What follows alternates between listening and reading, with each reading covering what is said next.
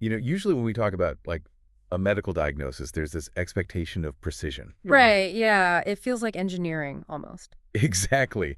Like you break your arm, the x-ray shows that jagged white line on the radius bone, Yeah. and the doctor just points at it and says, there it is. That is the problem. Yeah, it's very cut and dry. And I feel like we want human decision-making to be exactly like that x-ray. We want to be able to look at a person's behavior, or honestly, our own behavior, Uh-huh. and just point to a glowing white line that perfectly explains why we did what we did, or why we believe what we believe. Well, the appeal of that is obvious. I mean, a broken bone is a descriptive fact. It's binary, it's visible, and it belongs to the physical world. Right. But the moment you start investigating human motivation or, beliefs and values, that X-ray machine becomes completely useless. Oh, totally. You aren't looking at physics or chemistry anymore. You're looking at a landscape that is fundamentally messy, and it's governed by invisible forces that dictate not just what we do, but what we should do. And that invisible landscape is exactly what we are mapping out today. We are looking at this monumental piece of source material. It's the Oxford Handbook of Reasons and Normativity. It is massive. Yeah, edited by Daniel Starr, published back in 2018. And it's this 44-chapter titan of a book. It explores the whole architecture of our choices. Bridging ethics, epistemology, logic, aesthetics, all of it. Right. But to even step foot in this landscape, we really have to understand the fundamental gravity that holds it all together. So, okay, let's unpack this. The title itself gives us our first hurdle, normativity. Yeah. If it's not the physical x-ray of descriptive facts, what actually is it? So normativity is basically the domain of standards, evaluations, and reasons. Like if you study sociology, you're describing how a society functions. Which is descriptive. Exactly, that's descriptive. Normativity asks a radically different question, which is how ought that society to function? What should you do? What should you believe? So it's the study of the ought. Yes. And what makes Daniel Starr's handbook so groundbreaking is really its structure. Because historically, philosophers who study reasons for action, which is ethics, Right. and philosophers who study reasons for belief, which is epistemology, they basically operate in complete isolation. I mean, they're essentially speaking different languages in different buildings on the exact same university campus. Precisely. The ethicist is asking, why should I donate to charity? While the epistemologist is asking, why should I believe it's going to rain tomorrow? Okay, so they don't talk. Right. But this handbook operates on a unifying premise. Like, what if the foundational architecture of a reason is the exact same in both scenarios? Cool. Wow. What if there's a universal logic to how we weigh these things? But to find that universal logic, we can't just start at the top with these grand theories of morality, right? We have to look at the mechanical building blocks first. Yeah, the absolute foundation. Because before a thought or a desire ever becomes an action, something has to propel it.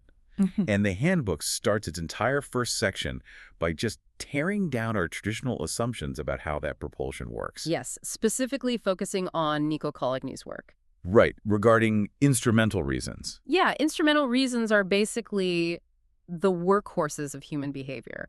They are reasons related to the means you take to achieve an end. Okay, so like, if my end goal is to bake a cake, my instrumental reason tells me I have to buy flour. Under the traditional philosophical view, yes. Okay. For centuries, the dominant framework was that your instrumental reasons dictate that you must take means that are either strictly necessary or strictly sufficient to achieve your goal. So flour is strictly necessary for a standard cake. Right.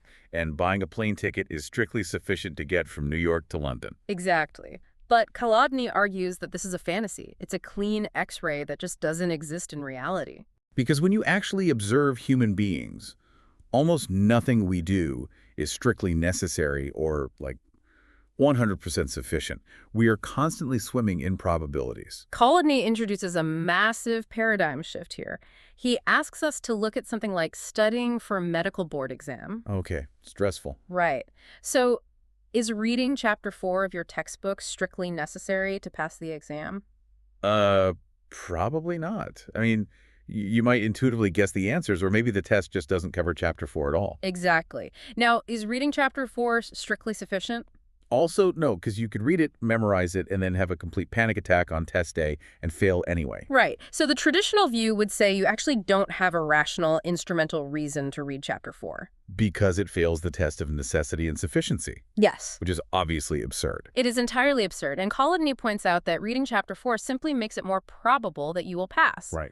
Real-life rationality is about dealing with means that are merely more or less likely to bring about an end. Okay, but I struggled with this slightly when I was reading the text. Oh, yeah. Yeah, because if instrumental reasons are just about probability, doesn't that fundamentally weaken the concept of a reason? How do you mean? Well, if I'm just playing the odds, it feels like everything is a gamble. Like, if a choice is only 30% likely to achieve my goal, where is the line between having a legitimate reason to do it and just taking a wild guess? That is the exact vulnerability Kolodny addresses, and he does it with a concept he calls the general transmission principle. Okay. He doesn't just say, everything is a gamble, so do whatever. He provides a structural mechanism for how reasons survive probability. How does that work? Well, general transmission argues that the normative weight, so the absolute importance, the oughtness of your ultimate goal, transmits downward into the highly uncertain steps you take. I want to try to visualize this mechanism. Are we talking about like a mathematical equation where the strength of my reason is a product of those two variables? That's a good way to look at it, yeah. So the importance of the goal multiplied by the probability of the action working. What's fascinating here is that that's an excellent way to conceptualize it. Let's look at an extreme example. Suppose your ultimate goal is to cure a rare disease that is affecting a family member.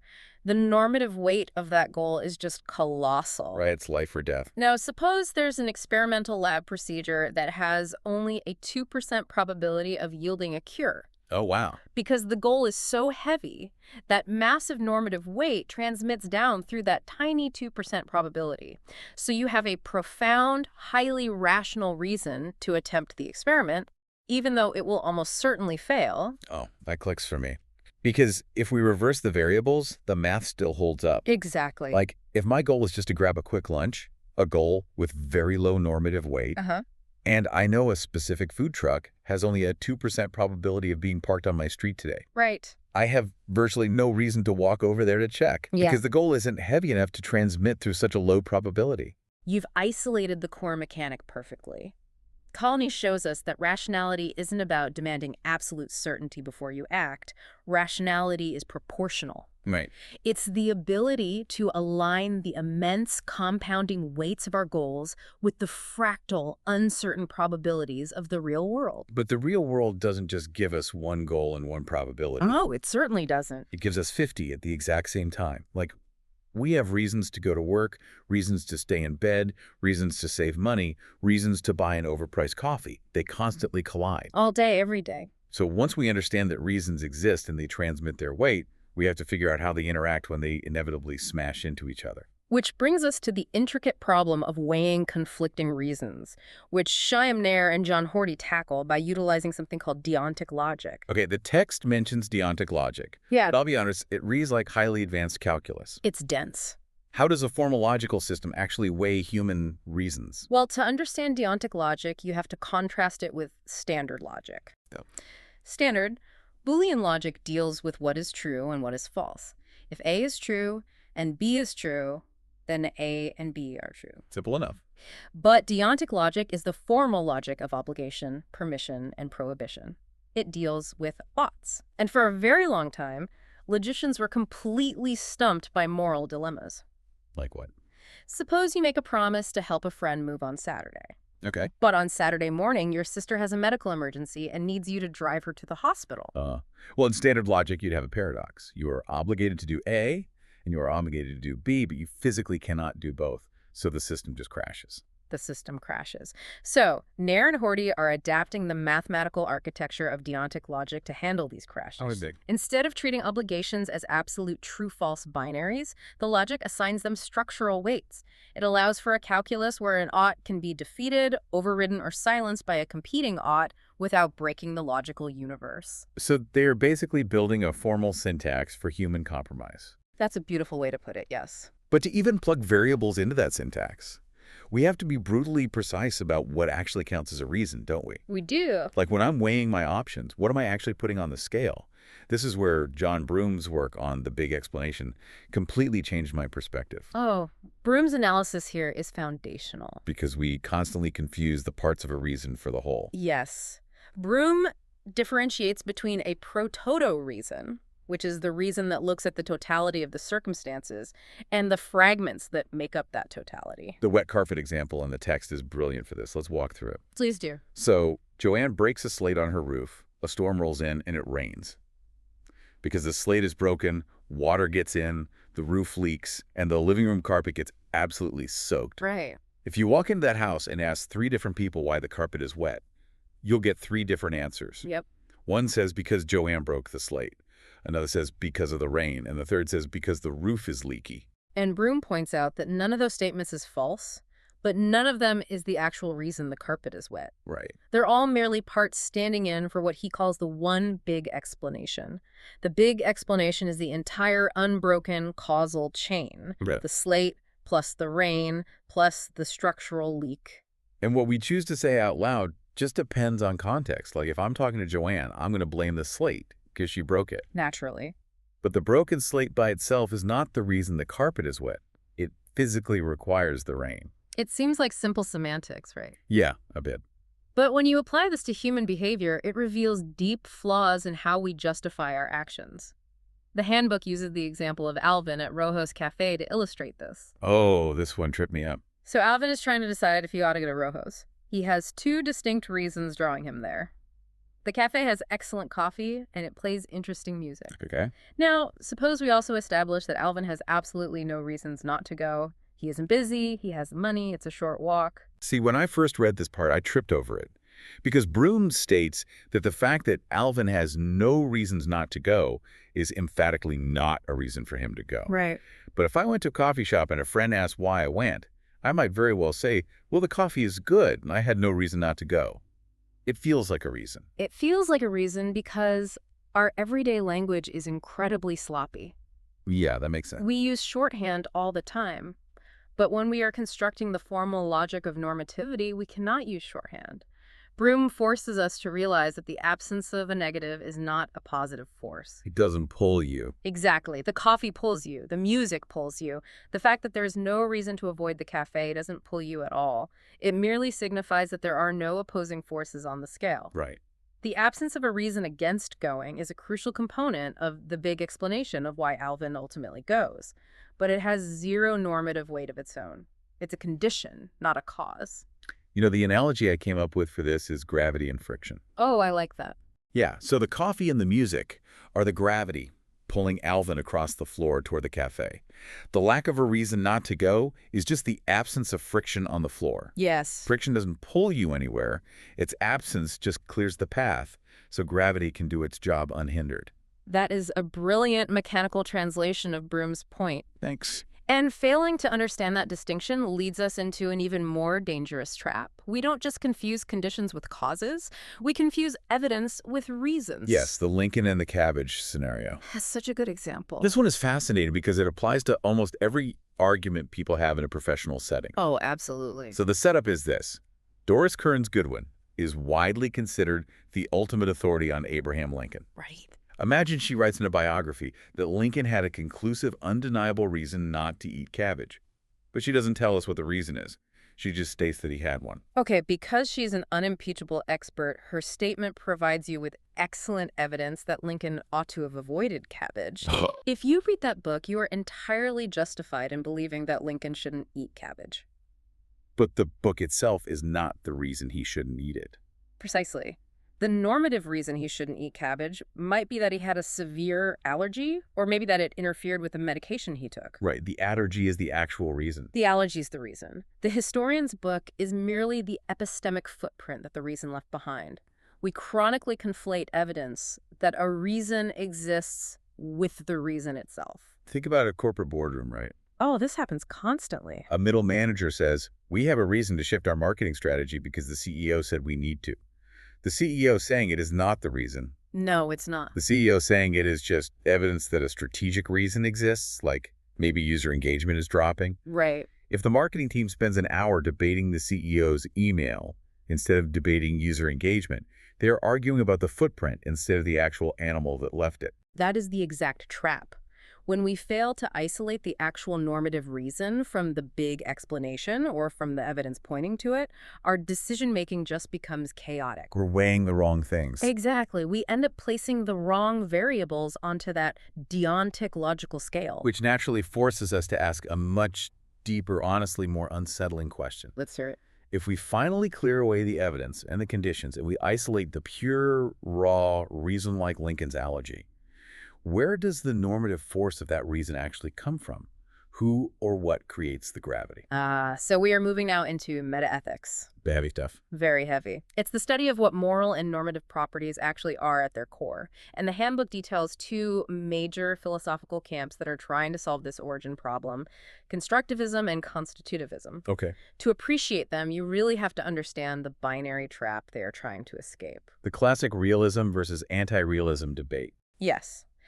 Realists argue that moral facts, like murder is wrong, are objective facts floating out in the fabric of the universe, completely independent of human minds, just like the law of thermodynamics. Right. Anti-realists argue the exact opposite. There are no objective moral facts in the universe, only human opinions, cultural norms, and, emotional expressions. Both of those feel pretty unsatisfying. They do. Because realism requires us to believe in these invisible, magical ought particles floating in space. Right, which is hard to swallow.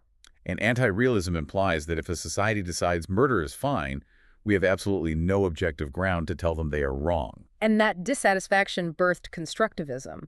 Let's examine Nicholas Southwood's take in the Handbook. Okay. Constructivists attempt to build an objective framework without relying on magical universe facts. Southwood specifically rejects older versions of this, like proceduralism, which basically claims that whatever rules emerge from a perfectly fair democratic procedure are the correct reasons. He rejects that.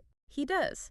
He argues instead that reasons are constructed by the very standards of correct reasoning itself. I want to make sure I grasp this.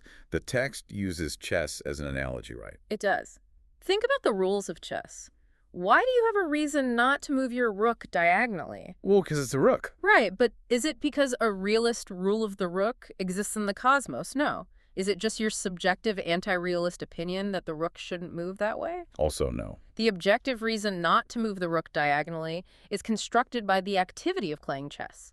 The standards of the game create the reasons within the game. So applying that to modern life, it's like social media algorithms. How so? Well, if I want a post to go viral, I have a normative reason to use a specific trending audio track. That reason isn't a fundamental law of physics, and it isn't my personal opinion. The architecture of the algorithm, the rules of the platform, literally constructs the reason. That is a very modern, astute application of constructivism, yes. Southwood is essentially saying that all of human rationality is just a massive, complex architecture that generates its own internal rules. Exactly. The system creates the standards. But the rival camp, constitutivism, particularly as championed by Paul Katsafanas and David Vellman, takes a very different approach. They don't buy the game analogy. They find constructivism a bit too detached. The constitutivist says, you can choose not to play chess. You can choose to delete your social media. If you opt out of the activity, the reasons vanish. Right. But there is one activity you cannot opt out of. Being human, acting. Yes, agency. You cannot choose not to be an agent. Even deciding to sit in a chair and do absolutely nothing is an action you have chosen. You're still acting. Right. Therefore, constitutivists argue that if we can find an inescapable aim or goal that is hardwired into the very structure of taking an action, that aim would provide an inescapable objective standard for all reasons. And Vellman proposes that this inescapable aim is self-understanding. Correct. Whenever we act, we are fundamentally striving to make sense of ourselves. We're trying to build a coherent narrative of who we are. Exactly. So actions that yield self-understanding give us objective, normative reasons simply because we are inescapable agents. That is the elegant core of Vellman's theory. Because we must act, we must aim at making sense to ourselves. Okay, here's where I really need to push back. Go for it. Because this sounds beautiful in an ivory tower, but it feels completely disconnected from psychology. In what way?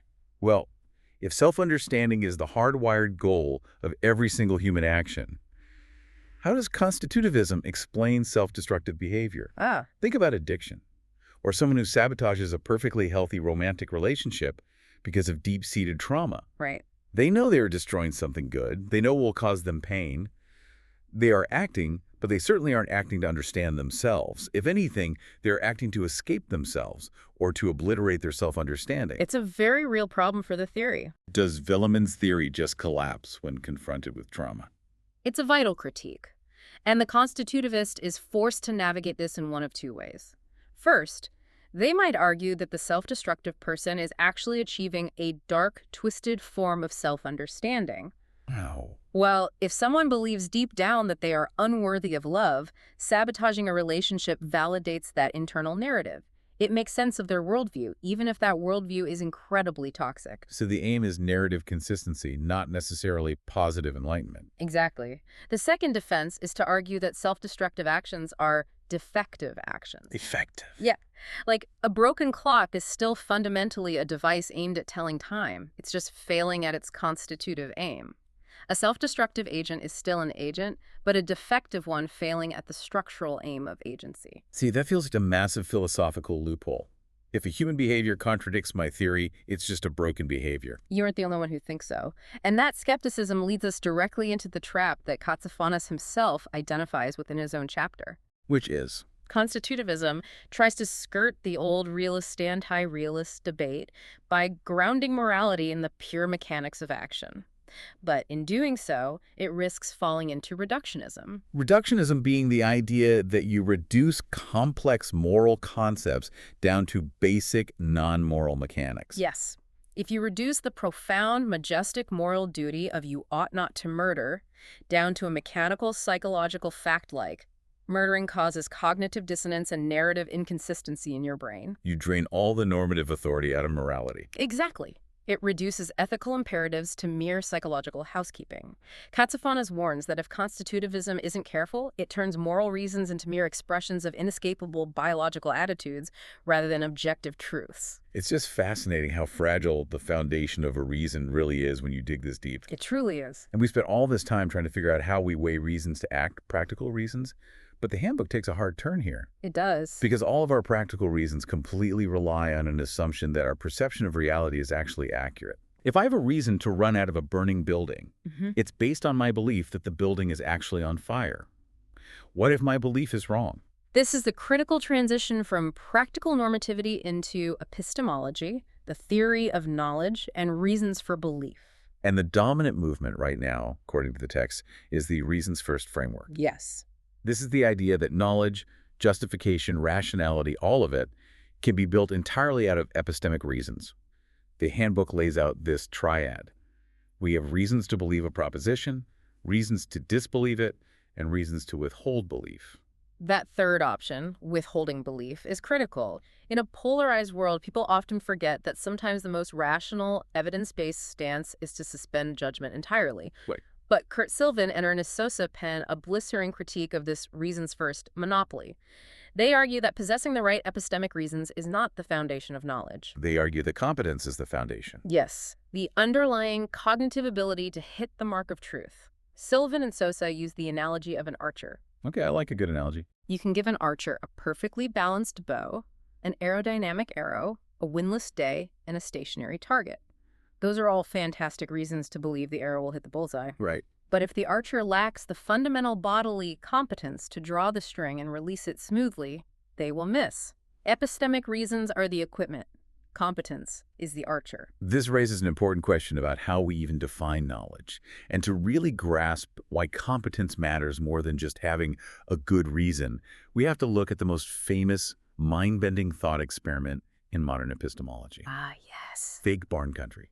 Edmund Guerrier's infamous scenarios. They completely upended philosophy in the 1960s. Let's set the scene for the listener. Okay. Imagine you're driving through a rural, idyllic countryside.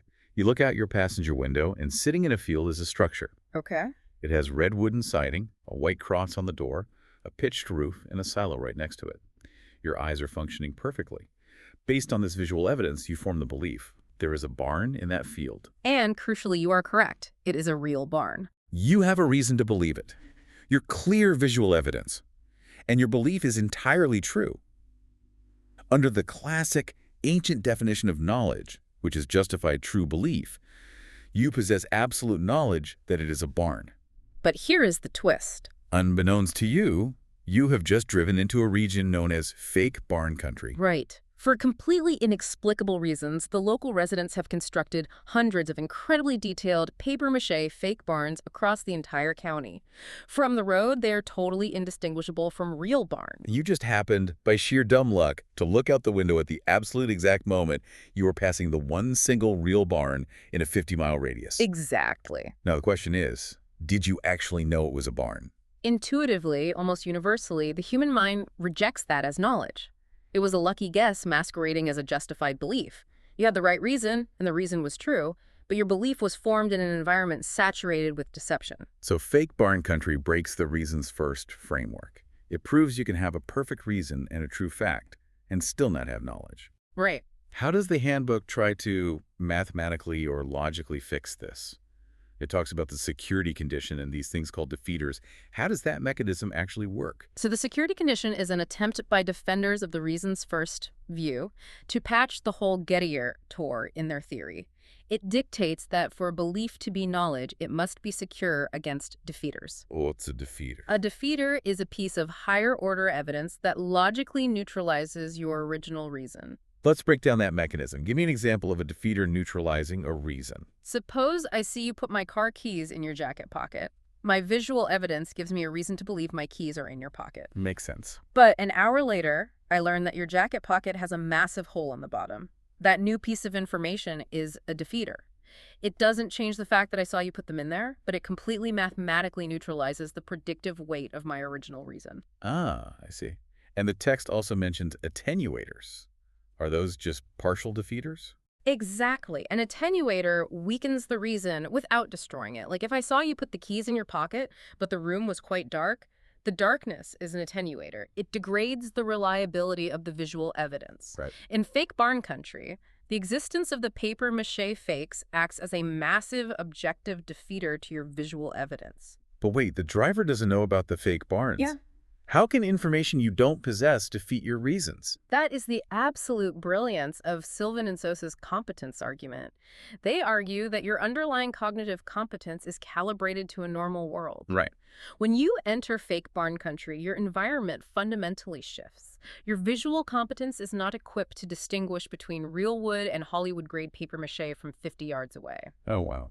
Therefore, even though you possess a subjective reason, your objective competence is compromised by the environment. Higher-order facts about the world can completely hollow out your first-order reasons, entirely outside of your awareness. That is deeply unsettling. It really is. It implies that we be acting perfectly rationally, processing our reasons flawlessly, and yet, because of environmental factors totally invisible to us, our knowledge is essentially a mirage. It is the great humbling reality of epistemology, and it perfectly sets the stage for the most intense collision in the handbook. How so? Because if our epistemic reasons, our reasons for believing what is true, are this fragile and vulnerable, what happens when they smash violently into our practical reasons? What happens when what is true conflicts with what is beneficial? Which brings us to the collision of pragmatism, prudence, and morality. Yes. This is where academic philosophy gets uncomfortably personal. Let's look at pragmatic reasons for belief, the debate between evidentialism and pragmatism. Right. Evidentialism is strict. It argues that the only valid normative reason to believe a proposition is evidence that the proposition is true. If the evidence points to X, you must believe X. Very black and white. Very. Pragmatism introduces a rogue variable. Pragmatists argue that if believing a proposition yields a massive practical benefit to your life, that benefit itself constitutes a genuine reason to believe it, even if the evidence is weak. The handbook references Andrew Reisner and the positive thinking dilemma, which makes this terrifyingly real. It does. Imagine you are diagnosed with a severe illness. The doctors show you the data. The survival rate is only 5%. The strict evidentialist looks at the data and concludes, I have overwhelming reason to believe I will not survive. I must apportion my belief to the 5% evidence. But then the doctor tells you about a psychological phenomena. Patients who manage to genuinely fiercely believe they will survive, who embrace relentless positive thinking and absolute conviction, boost their immune response so significantly that their survival rate jumps to 20%. This is the pragmatic collision. Believing you will survive literally saves your life. Do you now have a normative reason to believe you will survive despite the 5% mathematical reality? The pragmatist says yes. The benefit of living outweighs the math. But the evidentialist pushes back hard. They argue that you cannot force your brain to believe a falsehood just because it's beneficial. Right. You might have a practical reason to try to trick yourself, maybe by avoiding statistics or surrounding yourself with hyper-optimistic people, but the benefit of survival does not transform into an epistemic reason. You're just hacking your own hardware. So what does this all mean when we expand it beyond just survival? Because this tension doesn't just exist between evidence and benefit. It exists between prudence, which is acting in our own self-interest, and morality, which is acting for the universal good. Yes, Christer Bykvist explores this tension deeply in the Handbook. Let's talk about Bykvist. Bykvist is examining the boundaries of morality. Think of the ancient philosophers like Aristotle. Okay. For Aristotle, prudence and morality were inseparable. To live a good, flourishing life for yourself, you had to be a moral person. But Bykvist asks us to look at modern life and consider goods that seem entirely prudential, completely divorced from universal moral demands. Let's ground this in an analogy. Think about the value of deep, intimate friendship, Yeah. or the aesthetic joy of spending a weekend reading a beautiful, life-changing novel. Wonderful examples. These things are prudentially good. They make your individual life richer and more pleasant. So let's imagine a woman named Sarah. She has a rare weekend off. She has two options. Option A, she can spend the entire weekend volunteering at an understaffed local shelter, cooking meals for people who are unhoused. That is a clear, incredibly powerful moral reason. Universal good. Right. Now, option B, she can rent a cabin in the woods with her best friend, whom she hasn't seen in 2 years. They can spend the weekend drinking wine, talking deeply, and cultivating a profound human connection. That is a powerful prudential reason. Absolutely. Now, if we force this into a unified logical calculus, is one objectively more rational than the other? If Sarah chooses the cabin and the wine over the homeless shelter, is she failing at normativity because morality should always carry the heaviest weight? That is the agonizing crux of Bykvist's analysis. If we allow morality to be the absolute dictator of normativity, if morality always outweighs prudence, we lose something fundamental about the human experience. Yeah. If Sarah's friendship is only considered valuable insofar as it doesn't interfere with her universal moral duties, it ceases to be true friendship. Because true friendship is inherently biased. Yeah. You favor your friend over a stranger. Mm-hmm. Morality demands you treat everyone equally. They are fundamentally incompatible algorithms. Precisely. Bykvist and the Handbook suggest that we might have to recognize these as distinct, irreducible domains of reasons. They don't perfectly translate into a single mathematical equation. Right. When prudence and morality collide, there is no master formula to resolve the tension. The weights have to be judged in the unique, agonizing context of that specific life. Which brings us to the ultimate question of the Handbook. If there's no master equation for resolving these collisions, if evidence, benefit, self-interest, and morality are constantly crashing into each other, how do we govern ourselves? Right. What's the rule book? Exactly. Do we try to write a universal rule book, or do we handle every single collision case by case? This is the great debate between generalism and particularism, beautifully explored by Pekka Väänänen. Let's break those down. Generalists believe that moral reasons and human behavior must be governed by universal principles. Do not lie. Keep your promises. Maximize human well-being. We establish these laws and we deduce our daily actions from them. But the particularists argue that universal principles are not just useless, they are actively dangerous. Yes, they claim that moral reasons are 100% dependent on context. To understand their argument, we have to look at how they view logic, specifically a concept called non-monotonicity. It's a heavy term, but the mechanism is intuitive. Classical mathematics is monotonic. Right. If you establish that 2 plus 2 equals 4, adding a new premise to the equation doesn't change that underlying truth. If 2 plus 2 equals 4, and it happens to be raining outside, 2 plus 2 still equals 4. The foundation is completely invulnerable to new information. So generalists want morality to be monotonic. Do not lie is always true, no matter what else is happening. Yes. But particularists argue that human reasons are fundamentally non-monotonic. The addition of new, seemingly irrelevant contextual information can completely destroy or even reverse an established moral judgment. Let's look at the classic example, promises. Okay. A generalist principle says, I promise to meet you for lunch, therefore I have a normative reason to meet you for lunch. That seems incredibly solid. But watch what happens when we add new information. I promised to meet you for lunch, but on my way to the restaurant, I saw a child drowning in a pond. Oh, well, yeah. Suddenly, my reason to meet you for lunch isn't just outweighed, the entire polarity of the promise dissolves. The context completely rewrites the normative gravity of the situation. The particularist argument that polarity can reverse is fascinating. Think about humor. Humor. Yeah, the fact that a joke is objectively funny is usually a strong reason to tell it, right? Right. But if you are delivering a eulogy at a solemn funeral, the fact that the joke is funny is the exact precise reason you shouldn't tell it.